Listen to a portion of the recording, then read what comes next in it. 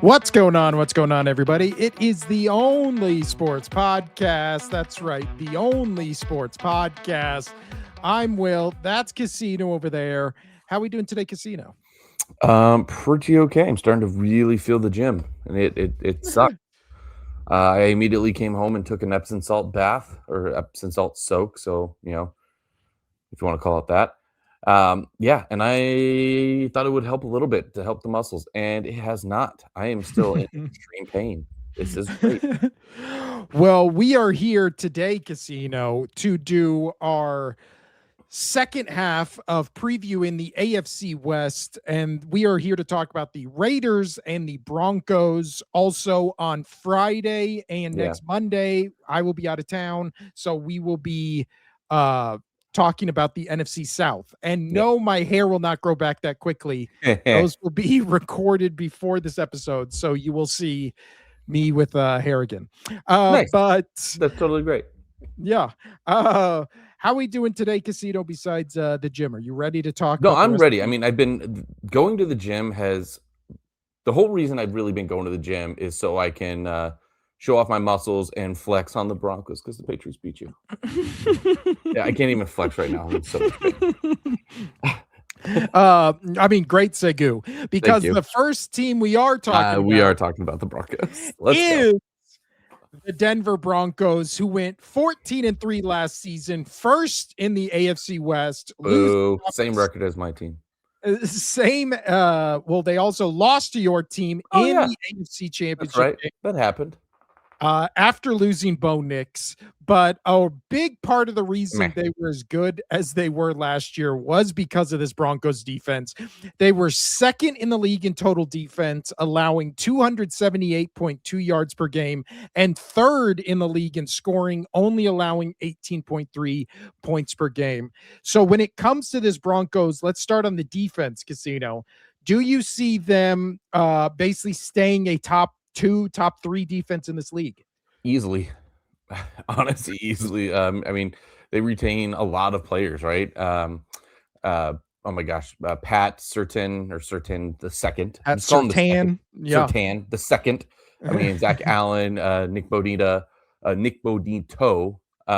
Sorry, we're just great with names. You know that. Yeah, for those who are new to the show, we're just fantastic with names. Even though we hear the names about 1,000 times, just wait till hockey season. You'll understand. No, but they got a lot of great pieces, man. And just this team is so stacked on defense. Easily a top 3 defense again. Yeah, I don't think they lost enough. It to move them down, if you think it would. They also, the big additions they got were mostly offensively. So defensively, really the only ones they lost were Dre Greenlaw back to the 49ers, Casino. I really like this Broncos.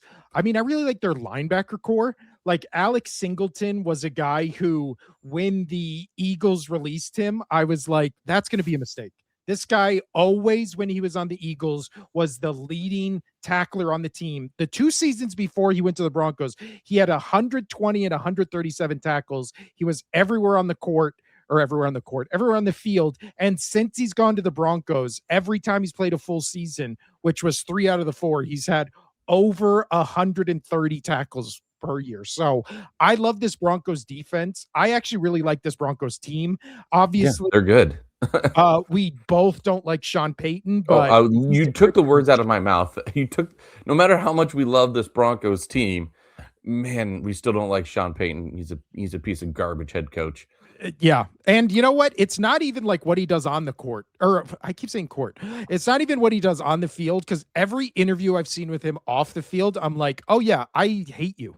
I don't like you at all. And we don't throw that word hate around a lot. I hate him.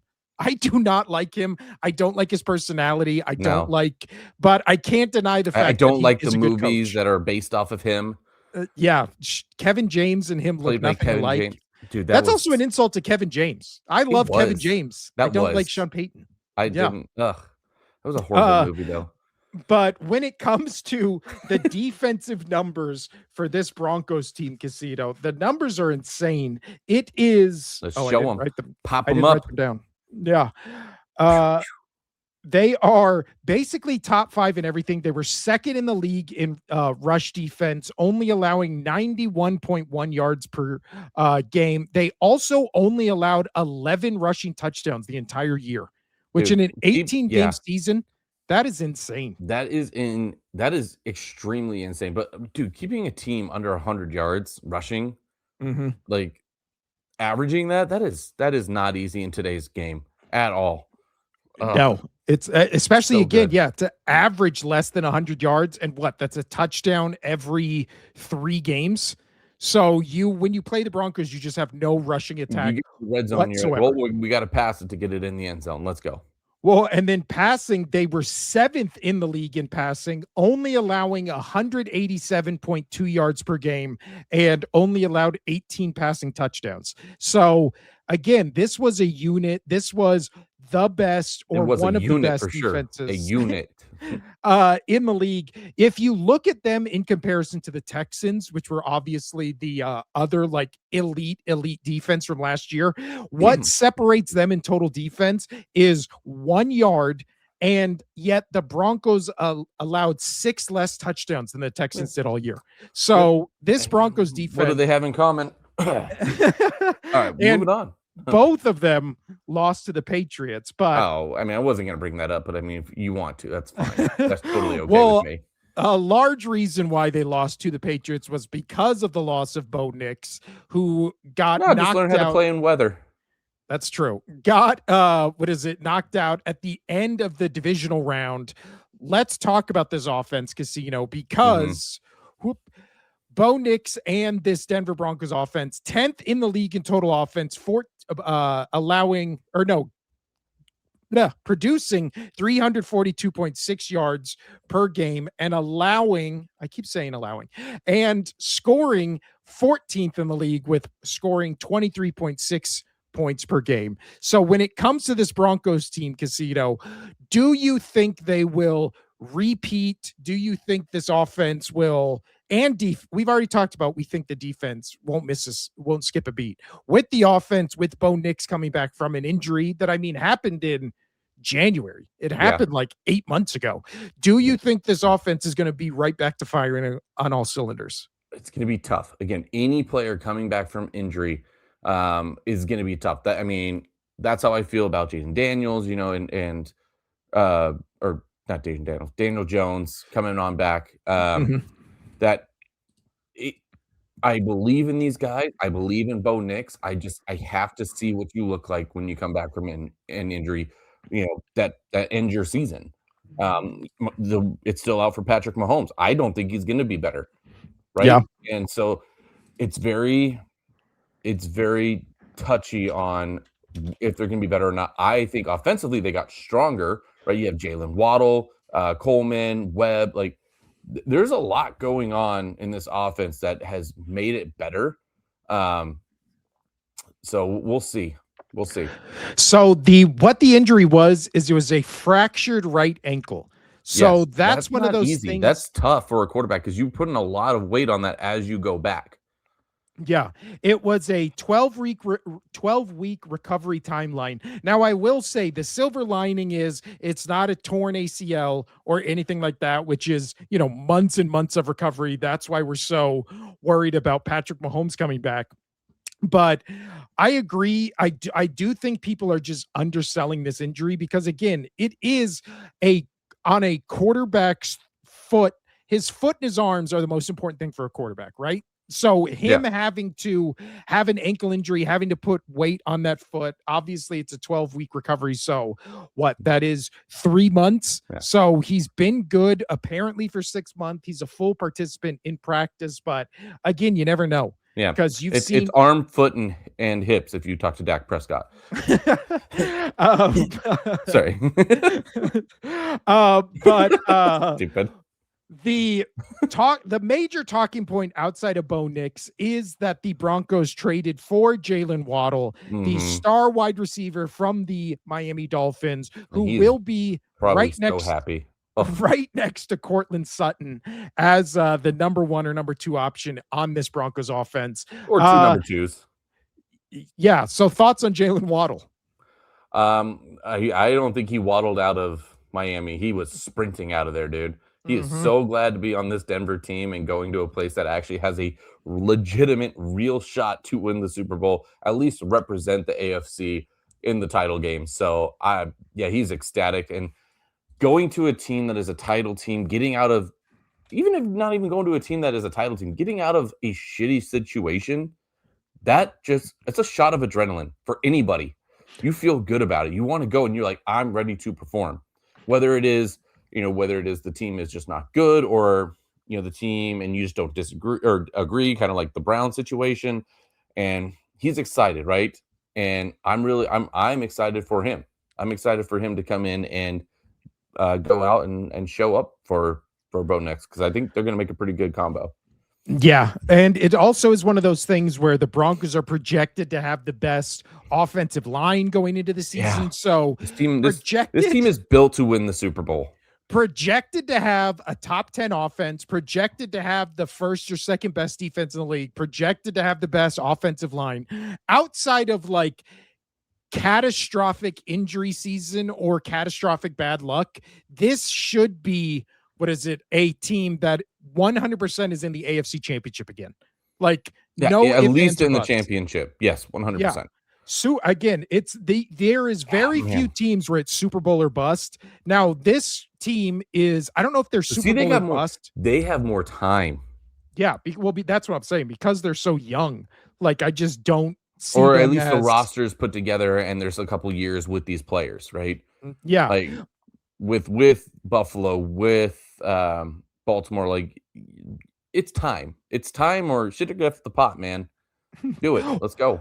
Well, but also, if you're looking at, would you either take the Broncos, the Ravens, the Bills, or the Bengals, which are like the three teams that are Super Bowl or bust? I would take the Broncos over all three of those teams. All day. Especially if it's an all day. AFC Championship game in Denver.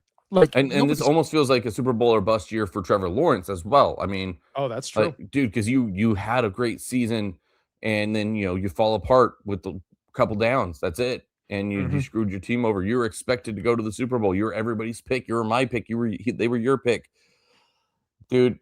That AFC is so stacked. It is so stacked. There's so many teams, Super Bowl or bust, and there's so many young teams that are coming back, and I'm excited for this Broncos team. I don't want the Broncos to be good again. I don't want to see the Patriots, if they have a good season again, I don't want to see that Patriots Broncos era where they were always going back and forth. But I'd much rather that than the Chiefs, and it's going to happen. But yeah, bring back the day of old where my Pats were going up against the Ravens, going up against the Broncos, and hell, you said the Colts. They're even on dark horse team. Let's go. Yeah. The Broncos lucked out they finished with the first place schedule record, and they have an easier schedule than everyone else in their division. We talked on Monday about how the Kansas City Chiefs and Chargers have some of the hardest schedules in the league. The Raiders are right there. The Broncos have the 15th hardest schedule. So they have a middle of the pack strength of schedule. Now, again, those things changed during the regular season, but looking at their schedule now, it's very front loaded. So they start at Kansas City on the first Monday night game of the year. Then they go Jacksonville at home, Rams at home, at San Francisco, at Chargers, versus Seattle. So right there, the first 6 weeks, those are going to just be that's going to be a hell month and a half. Like, there's not an easy game in that mix. No, there's not. Now, after that, all of a sudden, their schedule just opens wide open. Arizona, they get the Chiefs again. They get the Panthers, the Raiders, the Steelers, the Dolphins, the Jets, and then they end with Raiders, Bills, Patriots, Chargers. So really, if they can survive that first 6 weeks and then just beat everybody they're supposed to beat at the end of the season and kind of go 2-2, this is again, another 14-win team, another 13-win team. I don't know if I would go that high. I'm thinking maybe 12 wins, which would still, I think, be enough to win the AFC. Yeah. So I don't know if 14 is going to win the AFC this year, because I just feel like all the teams that all the teams that were right behind, like the Broncos, the Patriots, and getting to that 14 mark, they're all getting better. And I just don't see the Patriots or the Broncos making it up to 14 again. I think this is a 12, 13. 12 is going to be a little tight, but I think 13 gets you the AFC Championship. Number Well, one. yeah, and then you also look in the AFC South where the Jaguars were 13 wins, the Texans were 12. That was with a Colts team that fell off the second half of the season and a bad Titans team. Both you and I think the Colts and Titans are going to be better this year, so that division's going to be harder. Yeah, Then it's you look all at it's going to come down to all the in-division stuff, but I feel like there's going to be a lot of splits. yeah. And then we're about to talk about the Raiders right now. Like the Raiders defense was legit last year. They look like they kind of solved their offensive problems. So Raiders are going to be better. I really think in the AFC, it's like outside Sorry, of everybody. This dog, he's just so nervous all the time. outside of Dolphins, Jets, Browns, I don't think there's really any like bad teams in the AFC. Now, obviously, we'll see as the season goes on, there will be bad teams that emerge. But just at the start of the season, you just go, I like everything the Raiders did in the offseason. I like everything the Titans did in the offseason. And then Browns, Dolphins, Jets are kind of the only question marks. Like everybody else it should be competitive at least. Like, Yeah. and I think that makes it so it just the AFC just kind of feels more wide open than it has in a long time. Like I'm excited for it. yeah. I'm real excited for this season, and it's not just because my team is coming, off of the Super Bowl run. Just there's so many teams, there's so many coaches changes that I think are going to spark for a lot of people. And yeah, this is going to be a fun season. I think it's going to be a fun season. Like last year, I thought was a pretty good season. A lot of new blood in there. Those quarterbacks from a few drafts ago, the one with the Caleb, Bo Nix, everything. They're all starting to come into their own now. Some of the veteran guys are starting to leave, or they're on like 1-year contracts kind of situation that it finally feels like that stagnant era of football where it was just the Chiefs, which is fine. And I'm not trying to be like, oh, that stupid Chiefs run that they had for 5 years. It just felt like everything was the same. At least most of it was the same for a good like 5-6 years. And now it's starting as of last year, there was a lot of movement. There's even more movement this year. I really think this is a new era for the football, like all these young guys, mainly because it is a quarterback league, right? All these young quarterbacks that are coming in and they are replacing all the old guys, and it just shakes up the entire landscape. I'm so excited. Well, also next year is supposed to be like one of the best quarterback classes we've gotten like decades. So it's also just going to be this influx of young guys that are going to go to the Cardinals, the Jets, the Dolphins, and like maybe finally make those teams relevant again. Like it's going to be because also the thing I've noticed this off season now that the draft's over, free agency's over, training camps are starting, is outside of the Rams and Seahawks, I feel like everybody's other like these teams are going to win the division. These teams are going to be the playoff team. I just see completely and wildly different takes from everybody. There's no consensus where, usually for 20 years, it was like, all right, we know the Patriots are going to win the AFC. All right, this team's going to win this. The Ravens and the Steelers are, but it's always there's very clear division winners going into the year. This year, again, even in the with those two teams, the Rams and the Seahawks, you can have a discussion with one person that thinks the Seahawks are going to just repeat like they did last year, and another person who thinks the Rams are going to be like undefeated.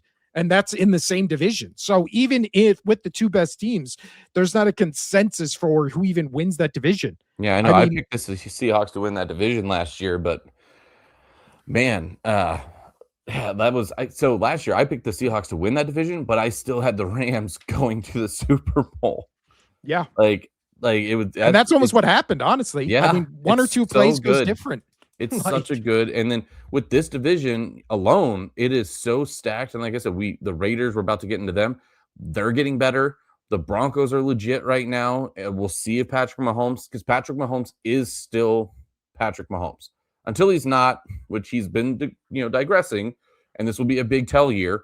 And the Chiefs are still going to be kind of relevant, right? People are going to be watching them. So I don't think they make the playoffs. But and the Chargers, they got Mr. What If. So let's go. Great regular Whoa, that's season Captain What If. whatever. Yeah.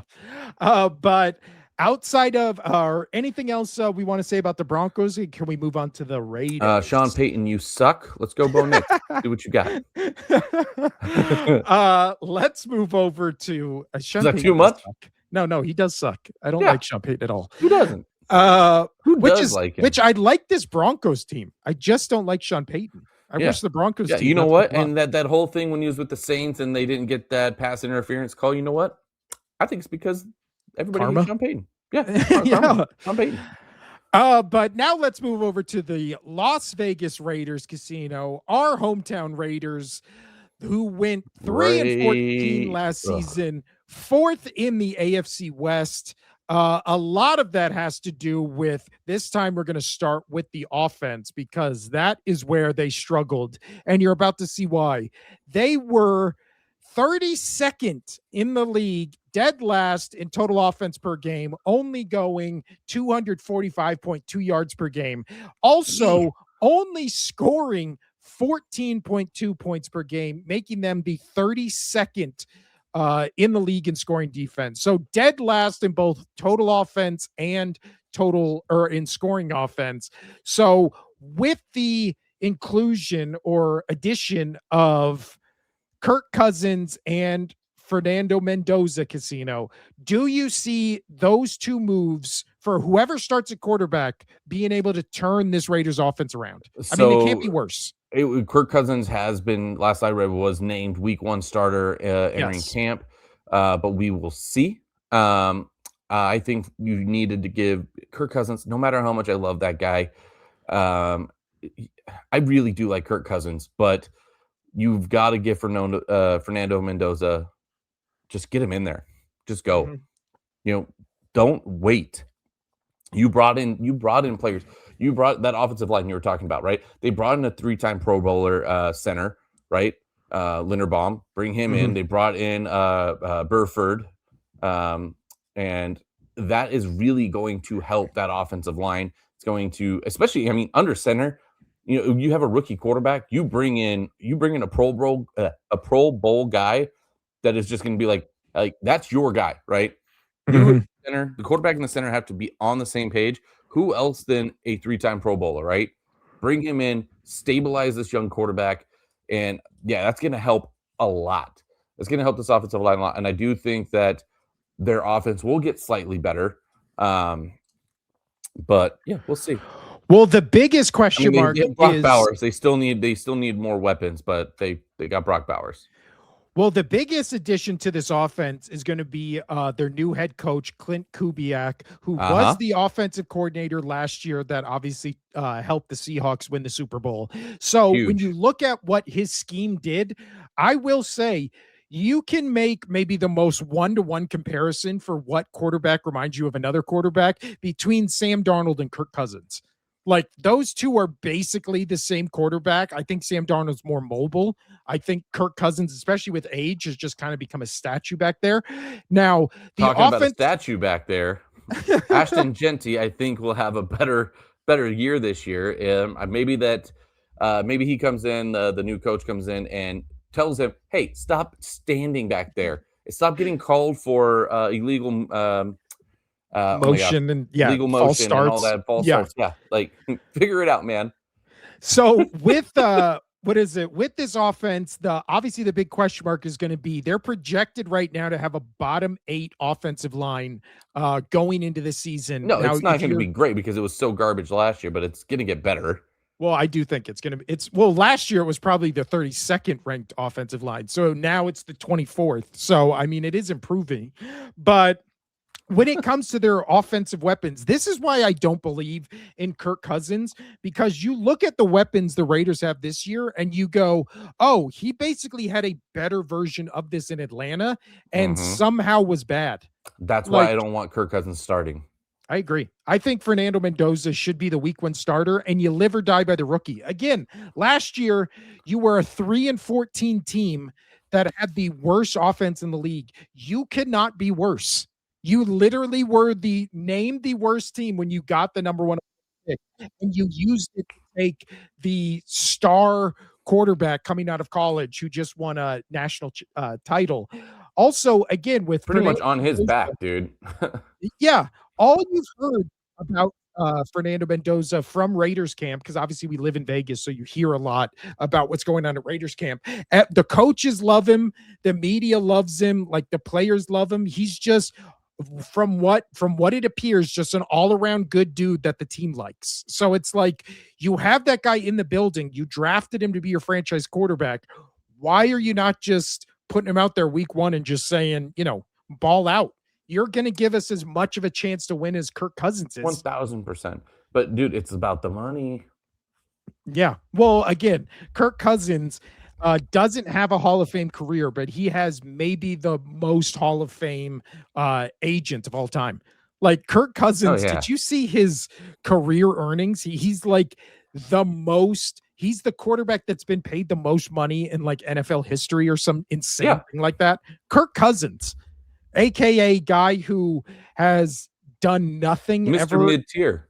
I Yeah. told you he's the best mediocre quarterback I think to ever play the game, Yeah. and I love him for that because I did very well in fantasy with him.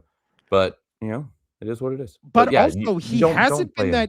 he hasn't been that guy for almost going on 6 years. Yeah, the biggest thing that you said that people need to look at is he had better pieces offensively in Atlanta, and he got pulled. Yeah. And he put up such stat lines as 18 touchdowns, 16 interceptions, and 10 touchdowns, 5 interceptions. Dude, And again, you've got to that was put in with Mendoza. that was with better offensive linemen. That was with way better receivers. I mean, you look at, I think Ashton Genty's going to be good. Obviously, Brock Bowers is like the best tight end. You can make the case the best tight end in the league. The wide receivers for the Raiders, they might have the worst wide receiver core in the league. I can't think of a team that has worse pass catchers. Well, you got outside Devin of tight end. Tompkins. You have the rookie Benson. Like, dude, yeah, this is not. Like their starting wide receivers right now, Trey Tucker, Jalen Naylor, Jack Beck, all guys that would be third or fourth string guys on most teams in this league. And you have them as your first, second, and third options, obviously outside of Brock Bowers. So if I'm Fernando Mendoza, I go, okay, well, maybe I just sit on the sidelines. I obviously learned from Tom Brady, who's a part owner of this Raiders franchise. I learned from Kirk Cousins. I get really good chemistry going with Bowers and Genty. And then when my number gets called, probably at the week after the bye? I was literally going to ask you, what week do you think he gets called? I think he gets called in 4. Let's see. The Raiders have a late bye. They don't have a bye week till week 13. Yeah. So I'm 1000% saying it's week 4 start Fernando Mendoza if he doesn't start already. Honestly, I don't think he goes past 4. The first 3 games of the season, you're going week 1 against Miami. How are you not starting Mendoza week 1 against Miami? Like Miami, and that's my whole thing is I don't know if Kirk Cousins can beat Miami. He should, but I don't know if he will. Well, I think this Raiders team is probably going to be favored against Miami. Miami basically came out and was like, we're tanking. Like, we're trying to get the Manning kid at quarterback. And he's not going to pan out. I don't think he's going to pan out. I don't think he's going to be good either.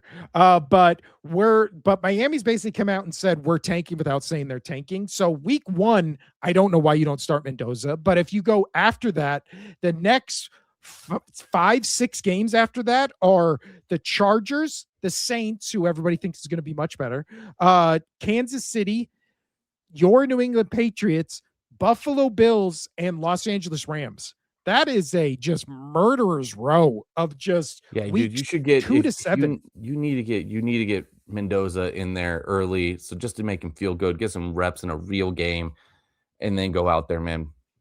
Ugh. Yeah. Well, because we talked about the Kansas City defense and LA defense on Monday, and both those defenses were top 10 in almost every category. So those are good defenses. New Orleans had a surprisingly good defense. So again, Miami week 1 is going to be, I think the Raiders will be favored. I think they win that game. But after that, I mean, I think honestly, if Kirk Cousins struggles between week 2 and 7, which I don't know how he won't. I really do think that they put him in week 8 against the Jets. But do you want his first game as a Raider to be starting on the road in New York?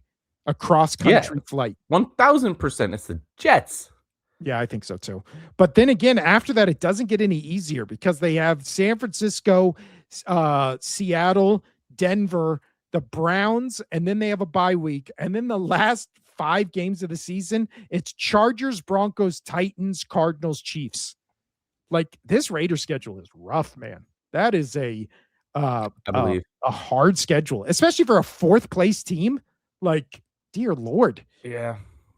They have. I'm still have faith with them, and it's not me because I'm from Vegas. I don't care for the Raiders at all, but No. I think Max Crosby, he's going to come back on defense and just be like, dude, that whole bullshit that people were putting words in my mouth kind of situation, and more things were going in other mouths at that time with other. This one, whoa, what am I saying there?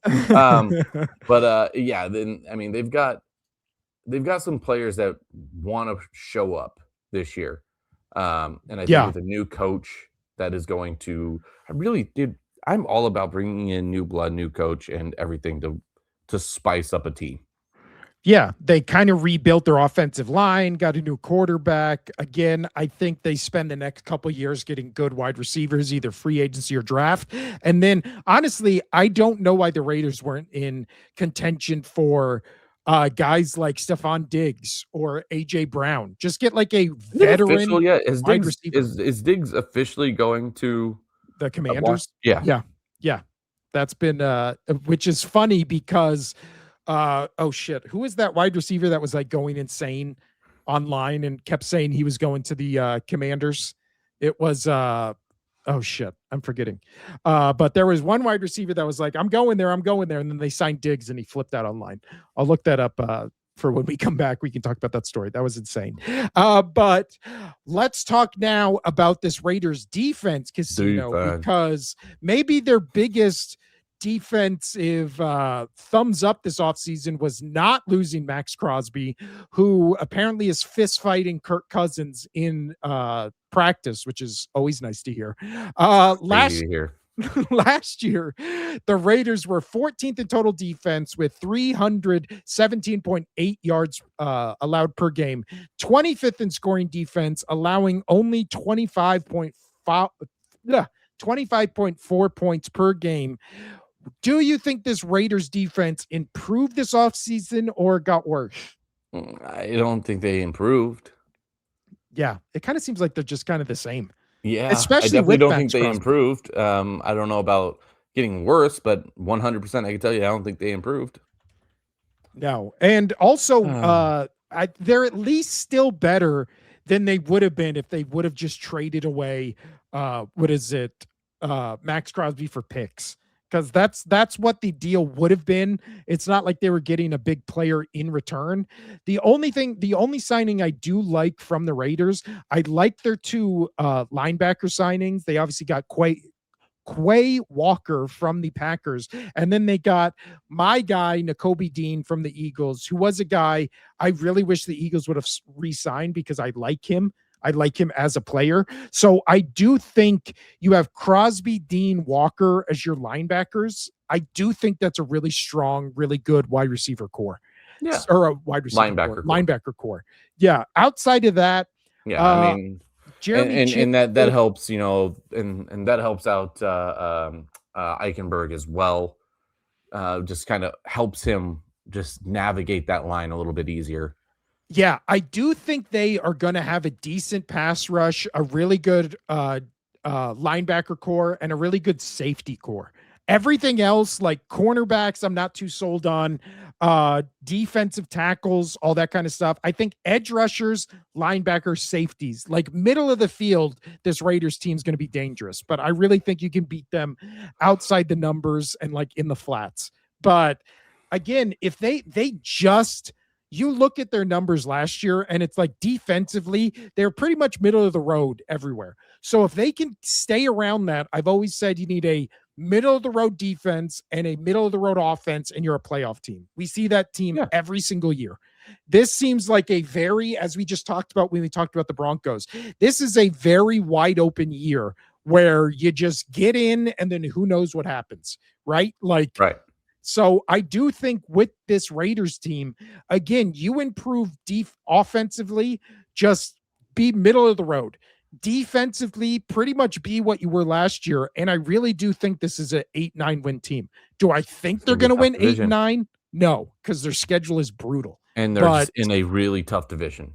Well, that's another thing. They have 3 clear better teams ahead of them that, again, even the Chiefs, I've seen a lot of people picking them to just go right back to the Super Bowl or right back to the AFC Championship. No. So they're at least, the Raiders are at least going to be fun to watch. I think they're going to be much more fun to watch and much more interesting when they finally make the switch to Mendoza. Yeah, I think so too. And I think the city's going to back them. Everybody I talk to, whether they like Kirk Cousins or not like Kirk Cousins, they want Mendoza in. They want him to start. They are excited for this rookie, just for his grit and how he wants to play the game. They want that. They want that. They're excited for that. You know, it's injecting new life into this team, and somebody that is not just new life, but somebody that is, as you know, one of my players, I'll bleed and die for that. But he's going to bleed and die for that team. Like he wants to. He did for Indiana, dude. He got absolutely wrecked. During the national championship game, and even before that, the dude is not afraid to get his body in there. I mean, he does it a little bit better than Jackson Dart, and he's a little bit more smart about it because he doesn't lean with his head. But anyway, I'm excited for Mendoza. Let's get him in and let's get him some wins. Let's get him some W's. Let's go beat the Chiefs twice. Well, I do also think this is the first time since maybe the Raiders moved from Oakland to Las Vegas. I do think this is the first time I've actually heard and seen people talk about the Raiders in like a hopeful way. Yeah. Right? Because the Derek Carr era, it was kind of I that's what I was saying the other day, man. Like a lot of the people that are Raiders fans that live here in Vegas, because there's a lot of them, they're not doing the hoorah, my Raiders kind of thing, because they're just fans. They're actually like, hey guys, we might actually have something here. we might be starting something, and they're excited to see what this new team can do. I really think the only team this thing is missing is like a playmaker, an offense, a defense, and some rule changes. Well, again, I think the defense is going to be fine. I mean, offensively, if you're playing fantasy football, you want to get Brock Bowers, and whatever you have him as an option. I really do feel like offensively, he's going to be the only option. Because none of their wide receivers, I mean, you have Naylor coming over from the Vikings, who he hasn't eclipsed a 500-yard season in an offense where 2 cornerbacks are always going to be on Justin Jefferson. So in an offense where he should have been getting wide open for how much attention was paid to, Justin Jefferson, he didn't. So now we're just stuck with, I don't know. Again, just the worst wide receiver core in the league. Also, Casino. Yes. Well, before we move on, anything else to say about the Raiders? Or no, I'm good. Over. Yeah, I still think they're going to be last in that division, but I think they'll at least be more fun. They'll be a much more fun team to watch and root for this year than they were last year. Now, Casino. Outside of those two things, the only NFL news that has broken since we recorded on Monday is Kyler Murray has officially been named the starter for the Minnesota Vikings. I have 2 questions. My first one is the JJ McCarthy experiment in Minnesota over? 100%. He's not going to even make the team. There's so many people are saying that he's going to get cut. Well, let's see. Let's look at who they have on their roster because I don't even know who would be their backup quarterback then. Let's see here. Okay, so they have JJ McCarthy. They have Carson Wentz and Max Brosmer. So as of right now, Kyler Murray has been named the starter. Again, we'll do I think when we come back, we're doing NFC West, and then the next one after that would be AFC North, NFC North. So we'll talk about the Vikings in probably 2 weeks.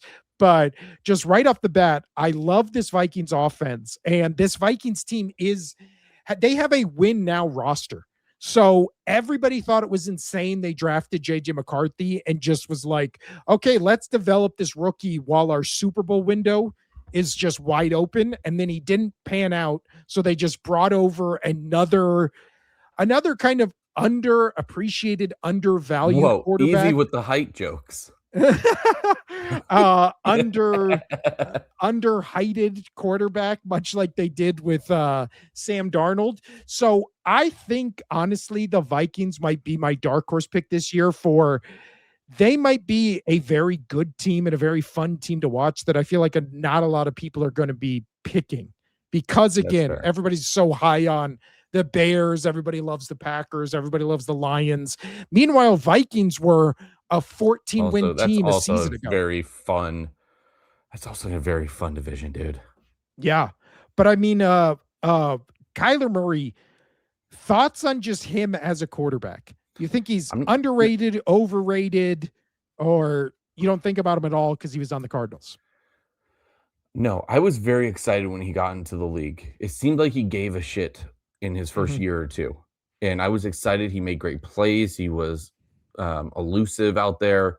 And then he just started not caring. He started playing the COD and doing all that stuff. And, and I've made plenty of jokes about him playing video games, but that mentality of not really focusing on football, whether it was because he was in Arizona or not, it really hurt his career. That just hurt his career. Yes, he's not playing as well, this and that, but like getting job offers. I'm very surprised the Vikings were like, yeah, let's go get this guy. Like during our Super Bowl run as well, because he hasn't been the guy in Arizona. Well, he was the guy in Arizona in 2021. The problem is we're going into 2026 that season. So he hasn't been the guy for about 5 years. But when he was the guy in Arizona, he was fun to watch. There was obviously that one play I think he did 2-3 years ago, that Hail Mary. See him, but still, he is fun to watch. Yeah, but I do think no matter what you think of Kyler Murray, I think it's a giant, huge upgrade from JJ McCarthy. From what we saw from JJ McCarthy. From 9? Jesus. Yeah, 9 was, again, he played one good quarter the entire last season. Everybody lost their shit. And everybody was like, this is what we wanted. It was honestly kind of like Michael Penix, where it was like he played that one great game where he stretched but I have a higher, like, I could see Penix eventually getting there. I mean, he will have to be a system quarterback. He would have to have the right pieces and right coaching, this and that. I mean, because now you're going into year 3, right? You should have some sort of stability as a quarterback in this league, right? You've got starts, you've got reps, and you're not there. So like, he's the weakest out of that quarterback class for sure. But I agree with you that I would give him much more shots than I would JJ McCarthy all day. Because again, last year, he did a one-handed push-up to get a touchdown. That was one of the coolest touchdowns of last year, in my opinion. Last year, rookie season for 9, he got injured. Are you talking about his touchdowns? Who? Did he reach 9 touchdowns? No, he got 11 touchdowns, 12 interceptions. He had a quarterback rating of 35.6. What you're saying is he had 9, not 11. Yeah. What a he had 11 tragedy. But the biggest national tragedy since 9/11, would you say, is the Vikings drafting JJ McCarthy? Or do you think that's a bridge too far? That's a bridge too far. We might have to cut this. It's staying in, buddy. It's staying in. But yeah, last year, 57% completion percentage, 1,600 yards, 11 touchdowns, 12 interceptions. But see, the thing was, when he came out of Michigan, everybody was like, he's not a good passer, but he's a good, like, he moves the football, he wins. No, Except he didn't, and he doesn't. Colin said it so great, was all of these quarterbacks that, like, all the greats, right? All the greats quarterbacks, they had to go, they were either in small colleges, undrafted, drafted late, whatever it is, or they had to find some sort of adversity to where they had to prove themselves early, and they didn't have everything given to them. And with JJ McCarthy, dude only had to hand the ball off. He didn't have to worry about anything. Mendoza in Indiana, he had that game against Penn State, right? Like, he had to go crazy to come back from that. The national championship, he had to put his body on the line. Like, McCarthy didn't have to do any of that. He handed the ball off. Yeah, not only did he hand the ball off, he didn't even feel. See, the thing with him last year with the Vikings was, it didn't even feel like he had those moments outside of one quarter of football on Monday night. It didn't feel like he had any moments in the game where, even when we knew Caleb Williams was going to be the guy, or we were still unsure if he was going to be the guy or not, we saw wow plays his rookie season where you were just like, all right, you build on that aspect of his game, he's going to be a great quarterback going forward. What are those aspects or plays we saw from JJ McCarthy last year where you go, oh, this is going to translate? None. I didn't see any outside of that one Monday night game, that one. And again, it was one quarter where you were just like, okay. Was that against the Jets, right? No, I thought it was against the Bears. Whatever. But it was one of those things where you just went, okay, maybe there's something here. And then immediately just went, oh no, that was the outlier. This isn't the norm. That was what we thought. Yeah, this ain't Cheers. It was the Monday night game against the Bears. Yep. He had Norm Cheers. He had 65% completion percentage, 2 touchdowns. You're keeping that other joke in. You're keeping that joke in. Yeah, I'm keeping it all in. It all in. Yeah. But other than that, I mean, he had a good game against the Commanders and Cowboys in back-to-back games. And then outside of that, nothing. They were winning despite him instead of because of him. And then it just became, okay, this offseason. He's a joke, dude. I feel bad. Himself 9. I mean, yeah, it's never worked out when somebody gives themselves their own nickname. Never worked out. Remember Matty Ice? Matt Ryan, and then he was just like, oh yeah, I gave myself that nickname. From that moment on, I hated it. Yeah, and that's why he lost the Super Bowl. The only reason. I think that might be it. I think that might be the cause. If his name was just Matt Ryan, they probably win that Super Bowl in a blowout, probably. Yeah. But other than that, Casino, that's all I had on my end. You got anything to talk about, or can we get out of here? We can get out of here. Have a good trip. Yeah, I will. I'm leaving for a cruise tomorrow morning, bright and early. So new episodes will be posted Friday, Monday, and then our first live episode since I come back will be a week from today. Well, you'll post this one tomorrow. Yeah. Well, that's why you'll post this one on. This is live on Wednesday. Yeah. So next Wednesday, we'll be live with the show. I'll tell you guys all about my cruise. I'm sure I'll be very tan. So you're just gonna be red like you always get. Yeah, more red than I usually get, but There we go. So on that note, this has been the Only Sports Podcast. I'm Will. That's Casino over there. We will see you Friday, where we talk about the NFC South, and then Monday where we finish the NFC South, and then Wednesday, I can't remember who we start. I think it's another team. Oh, it's NFC West. So we'll start NFC West a week from today. All right. I'm Will. That's Casino. Adios.